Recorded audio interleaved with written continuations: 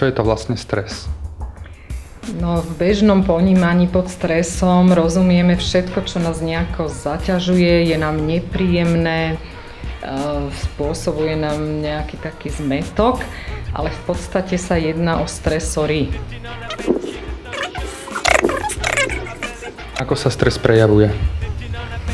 Spomínala som prežívaním. Ľudia si v strese veľmi nepamätajú to, čo majú urobiť, keď už je ten stres príliš veľký, alebo cítia bušenie pri srdci. Vlastne také tie základné fyziologické prejavy sú veľmi typické a je to ale rôzne, nakoľko má človek takú svoju hranicu toho vnímania stresu, pretože niektorých aj dosť také menšie podnety vyvedú z miery a vie byť taký, že sa potrebuje odreagovať alebo vlastne to tak prežíva, necíti sa dobre.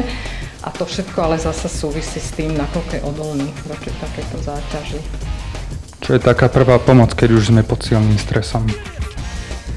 Veľmi dobrá pomoc je sa porozprávať. Aj k nám do poradne naozaj často prídu študenti, ktorí sú vystresovaní z rôznych dôvodov. Nemusí to byť vôbec len škola. Je to dnes veľa iných rodinných, finančných, partnerských a podobne problémov. A je to prvá úľava iba. No a moja posledná otázka. Aké následky môže mať dlhodobá stresová záťaž?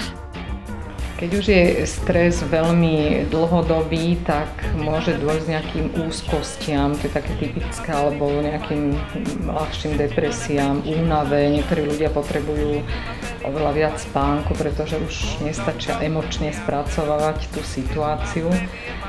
Takže je dobré niekedy naozaj vyhľadať pomoc a riešiť túto situáciu.